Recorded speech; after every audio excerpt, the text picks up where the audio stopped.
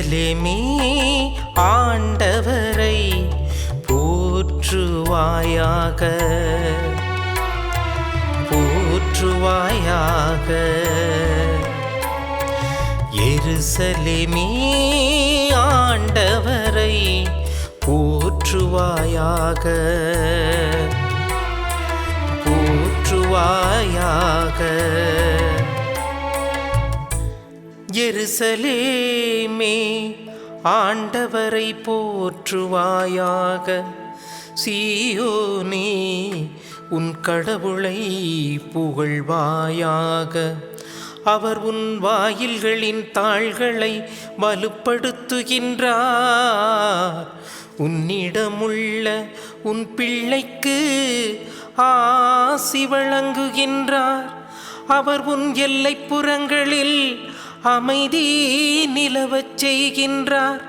உயர்தர கோதுமை வழங்கி உன்னை நிறைவடையச் செய்கின்றார்.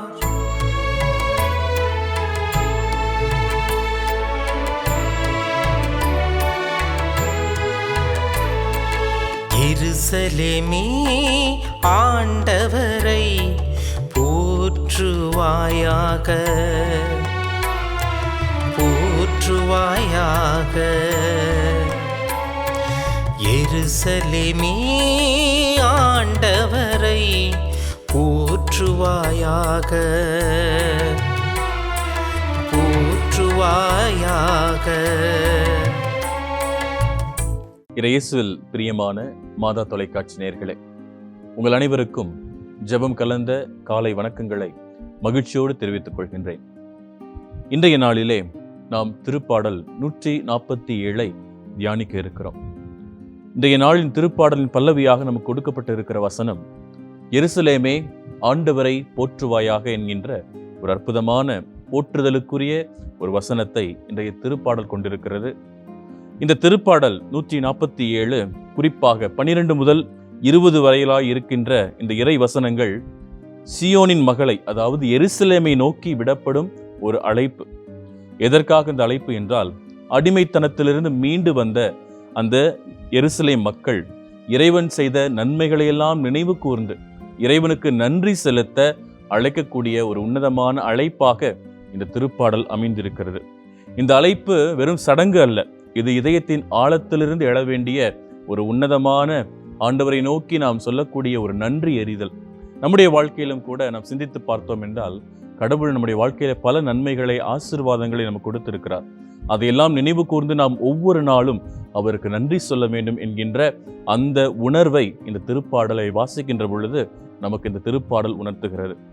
அன்பார்ந்தவர்களே, வசனம் 12 நாம் வாசிக்கின்றோம். எருசலேமே ஆண்டவரை போற்றுவாயாக, சீயோனே உன் கடவுளை புகழ்வாயாக. இந்த அழைப்பு ஒரு தனிப்பட்ட நபருக்கு, ஒரு குழுவுக்கு மட்டுமல்ல, இது உலகளாவிய அழைப்பு.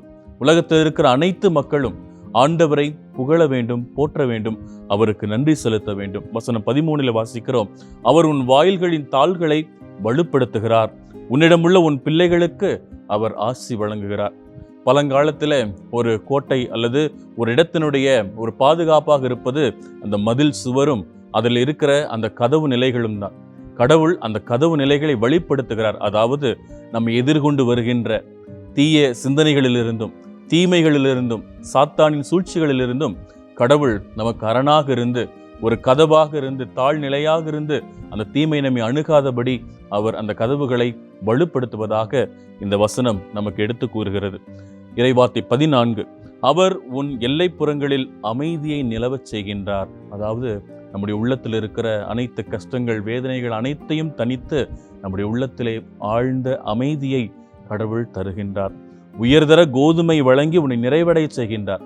மீதமுள்ள எஞ்சி போன அல்லது கெட்டு போன ஒரு எந்த காரியத்தையும் கடவுள் நமக்கு கொடுப்பதில்லை. மாறாக உயர்தர கோதுமையினால், அதாவது இந்த உலக காரியங்களிலும் சரி, நம்முடைய ஆன்மீக காரியங்களும் சரி, நாம் பசியாக இருக்கும் பொழுது அந்த உலக ஆன்மீக பசியை தீர்க்கக்கூடிய வல்லலாக இறைவன் இருக்கின்றார் என்பதை இந்த இறை வார்த்தை அழகாக எடுத்து கூறுகிறது. வசனம் 15 முதல் 18 வரை இருக்கின்ற அந்த வசனங்களை வாசிக்கின்றோம். அவர் தம் கட்டளைகளை உலகினுள் அனுப்புகிறார். அவரது வாக்கு மிக விரைவாக செல்கின்றது. பனிக்கட்டியை துகள் துகளாக விழச் செய்கின்றது அவருடைய வார்த்தை என்று நாம் வாசிக்கின்றோம். ஆண்டவருடைய வார்த்தை இந்த மண்ணுலகத்திலே வரும் பொழுது அது பலனை கொடுக்கிறது. அந்த வார்த்தை நமக்கு வாழ்வை கொடுக்கின்றது, நம்மை வழி நடத்துகின்றது. ஆகவே அந்த வார்த்தை ஆண்டவருடைய கட்டளை உடன்படிக்கை நம்மை வந்து சேருகிற பொழுது அந்த வார்த்தை நமக்கு வாழ்வளிக்கிறது என்று தொடர்ந்து இருக்கின்ற அந்த இறை வசனங்கள் எல்லாம் நமக்கு எடுத்து கூறுகின்றது. ஆகவே அந்த இஸ்ராயல் மக்கள் இறைவனிடமிருந்து சட்டங்களை பெற்றதால் அவர்கள் பேறு பெற்றவர்கள் ஆனார்கள். இன்று இயேசு கிறிஸ்து வழியாக நாம் அவருடைய வார்த்தைகளை கேட்கின்றோம், அந்த கட்டளைகளை கடைபிடிக்கின்றோம். அதன் வழியாக நாமும் அந்த இஸ்ராயல் மக்களைப் போல ஆசீர்வதிக்கப்படுகின்றோம். நம்முடைய வாழ்வின் நடைமுறைக்காக கொடுக்கப்பட்டிருக்கிற ஒரு காரியங்கள், இந்த திருப்பாடலிருந்து வெளிப்படக்கூடிய காரியங்கள் என்னவென்றால் நன்றி கூறுதல். அதாவது எந்த சூழ்நிலையிலும், எப்படிப்பட்ட சூழ்நிலையாக இருந்தாலும் நான் இறைவனுக்கு நன்றி உள்ளவளாக இறைவனுக்கு நன்றி செலுத்தக்கூடிய ஒரு மக்களாக நாம் இருக்க வேண்டும். அது எப்படிப்பட்ட சூழ்நிலை இருந்தாலும் சரி, நாம் துன்பங்களாக இருந்தாலும் சரி, கஷ்டம் வரும்பொழுதும் சரி, நாம் இறைவனுக்கு நன்றி கூறுகின்ற பொழுது, இறைவனுக்கு நன்றி உள்ளவராக வாழும் பொழுது நமது நம்பிக்கை வலுப்படுகின்றது. இரண்டாவதாக, வார்த்தையில் நம்பிக்கை. இயற்கை சக்திகளையே கட்டுப்படுத்தக்கூடிய அளவுக்கு ஆண்டவருடைய வார்த்தை உயிருள்ளது, ஆற்றல் வாய்ந்தது என்று இந்த திருப்பாடலுடைய இறுதி வரிகளிலே நாம் வாசிக்கின்றோம். அப்படிப்பட்ட வார்த்தை மீது நாம் நம்பிக்கை வைக்கும் பொழுது நம்முடைய வாழ்க்கையிலும் பல மாற்றங்கள் நிச்சயமாக ஏற்படும். மூன்றாவது, பொறுப்புணர்வு.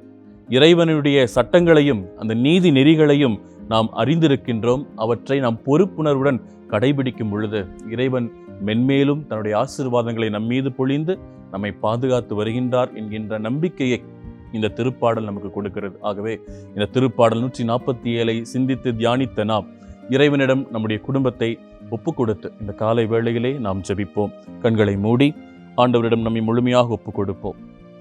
அன்புள்ள இறைவா, இந்த புதிய விடியலுக்காக உமக்கு நன்றி கூறுகிறோம். நம் இறைவனுக்கு புகழ் பாடுவது நல்லது, அவருக்கு புகழ்பா இசைப்பது இனிமையானது, அதுவே தகுதியானது என்று திருப்பாடல் 147:1 நாம் வாசிக்கின்றபடி இந்த அதிகாலையில் எங்கள் குடும்பங்களை உமக்கு ஒப்புக் கொடுக்கிறோம். எங்கள் குடும்பத்தை ஆசிர்வதியும்.